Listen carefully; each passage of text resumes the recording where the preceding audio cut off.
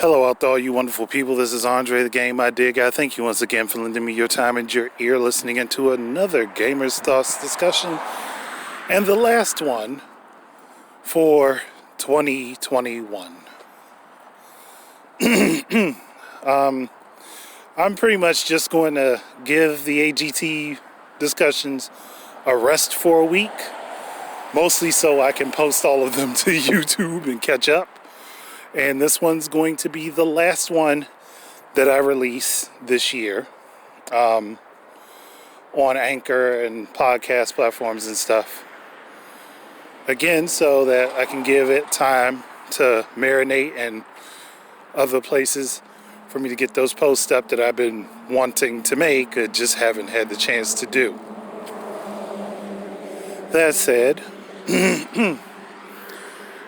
just taking a quick overall look back at 2021, and to be honest, it was definitely a decent year for gamers.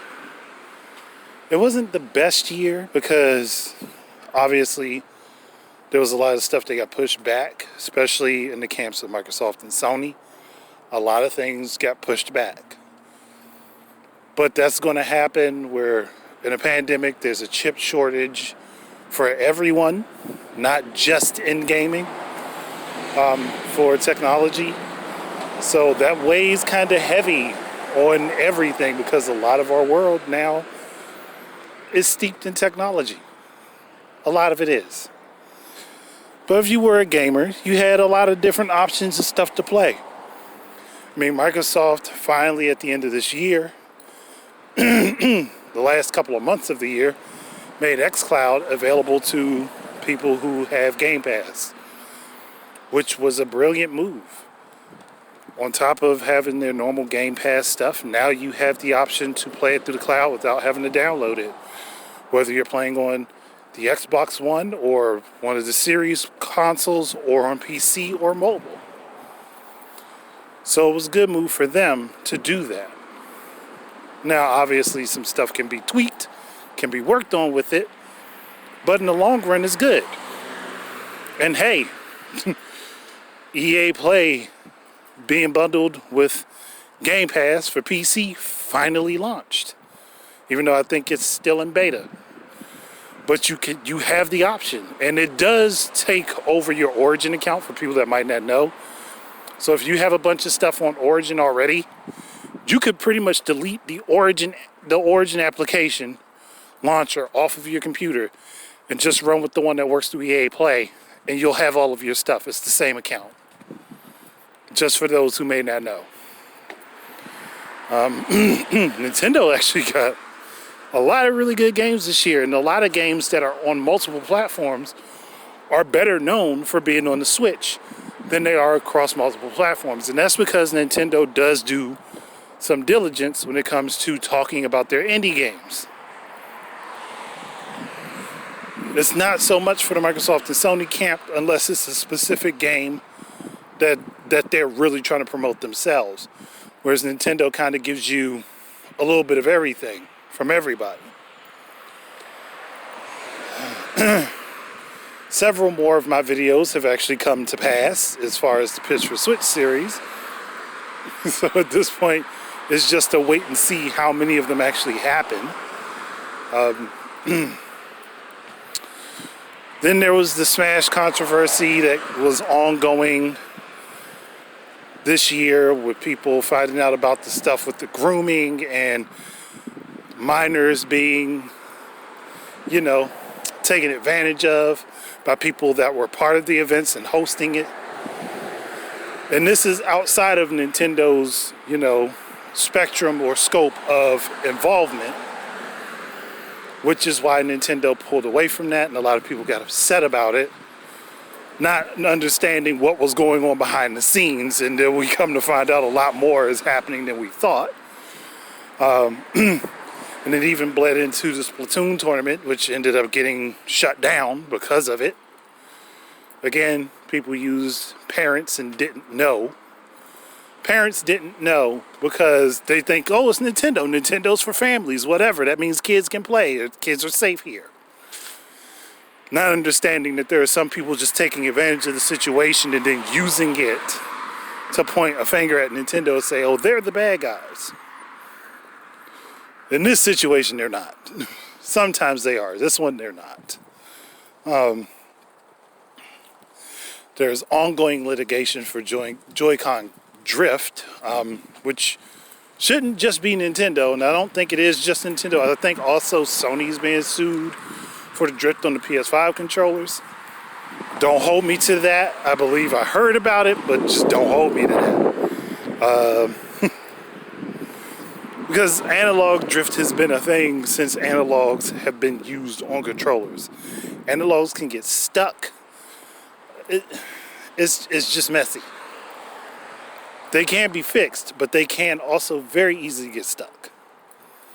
And I'm hoping that the litigation in this situation helps find a solution to the problem rather than it just being a problem. And yeah, people will find it funny, and I did too, that Nintendo would deny Joy-Con drift. But in a legal context, they kind of had to when I thought about it. Still bad.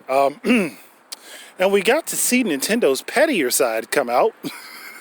Speaking of them, a la David Jaffe. And everything he complained about with Metroid Dread,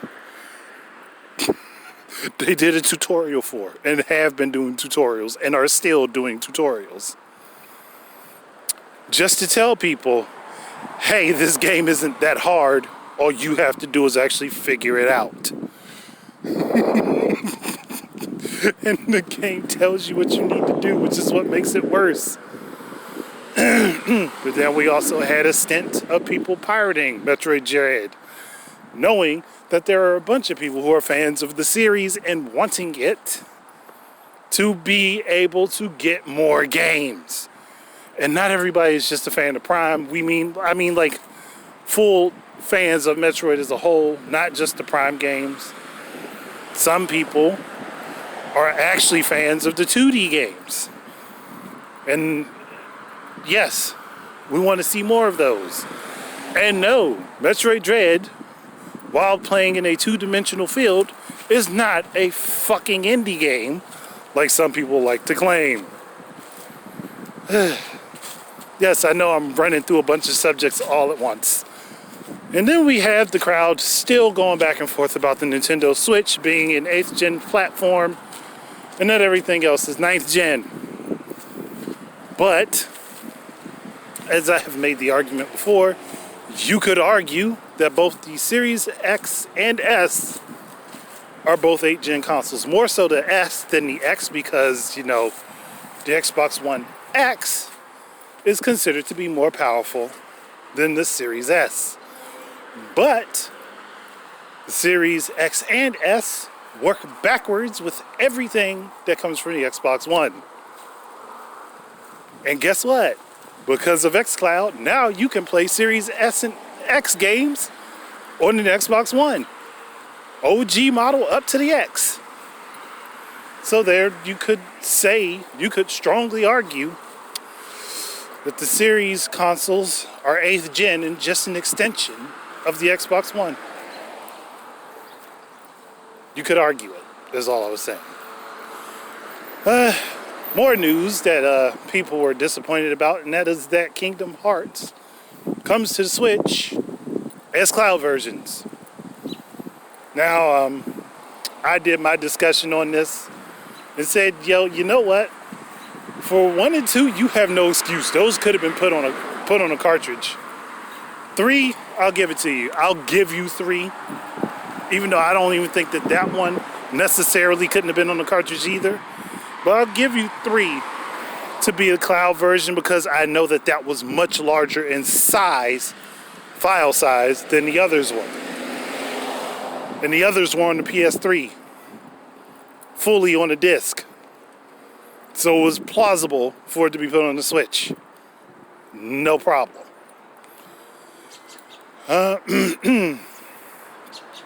And we also got the announcement of the Steam Deck this year, which I'm hoping does well, to be honest. I know I probably sounded like I didn't want it to do well, when I did my videos. But I actually do want to see the Steam Deck do well, because I do think that portable gaming as a whole could be better with more variations to the scene being available.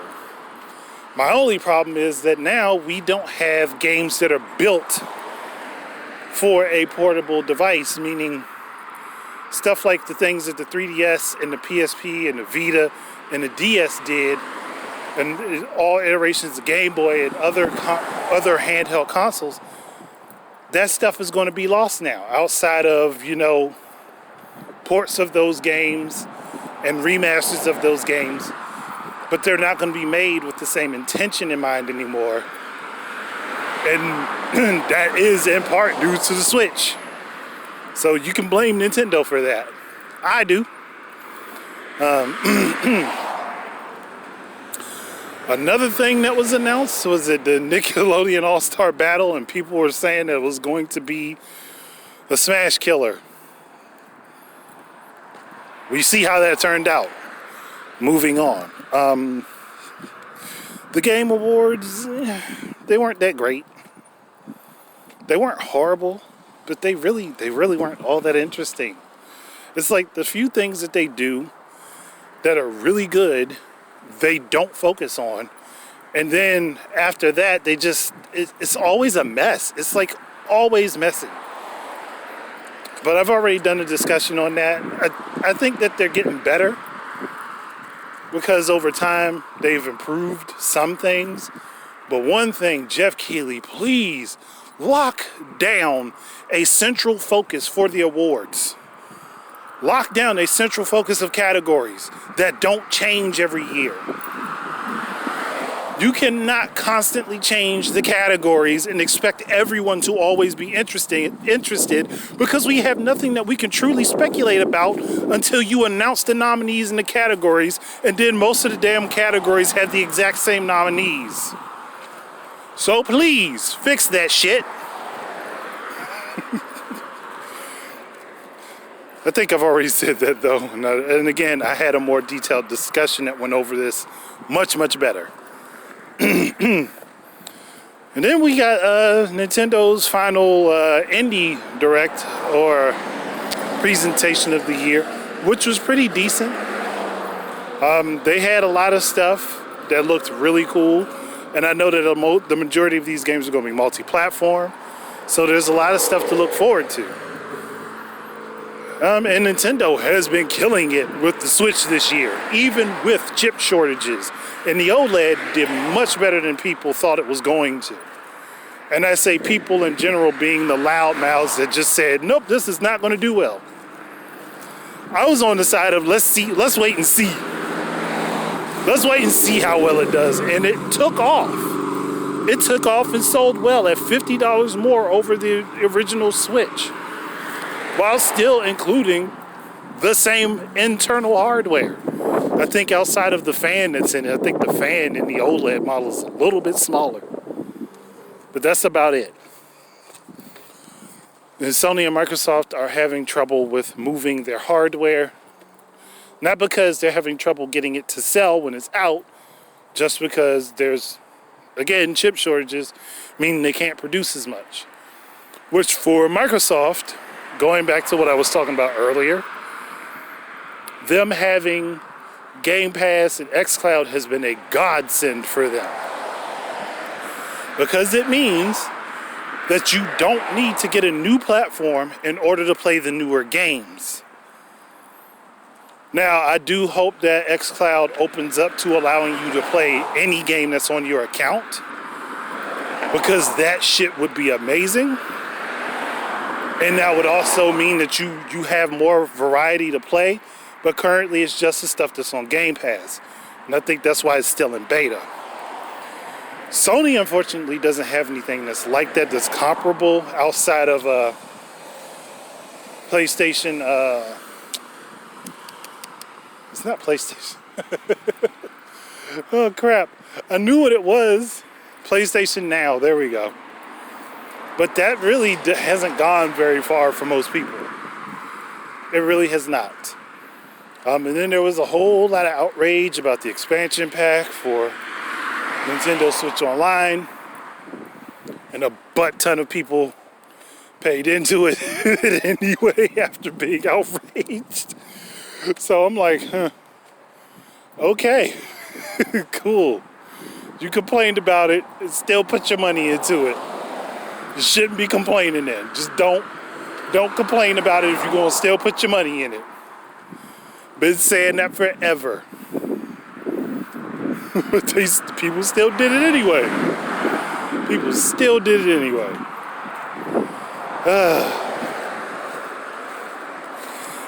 This year, just overall, it was a good, decent year. There's been a lot of stuff to laugh about. There's been a lot of stuff to cringe about. But I think in the long run, gaming itself is still in a semi-healthy state. Now, it could be better if certain things wouldn't happen that do happen, like the desire to push NFTs into video games, which is literally not needed because you got fucking DLC, expansion packs, and all sorts of other shit that already fulfill that purpose. NFTs are just a more expensive version of that. And they're not needed. You don't need to tie video games to blockchain. You really, truly do not. Because that will just be bad for the industry. That will be horrible for the industry. Because then you're just going to make everything more expensive and alienate more people, which gaming is already an expensive hobby. And it's going to be even more so if this keeps going on. So I'm hoping that changes. That companies don't think that this is a good idea and they'll back down from trying to force NFTs into gaming. But I don't know. I don't have a whole lot more to say. I am looking forward to 2022.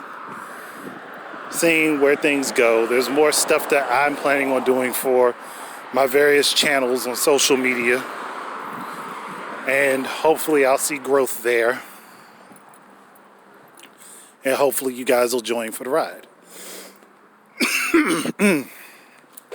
But that said, I hope that you all enjoyed this little, not complete recap of 2021, but this little recap of 2021, and I hope that you are all safe and happy and looking forward to the new year.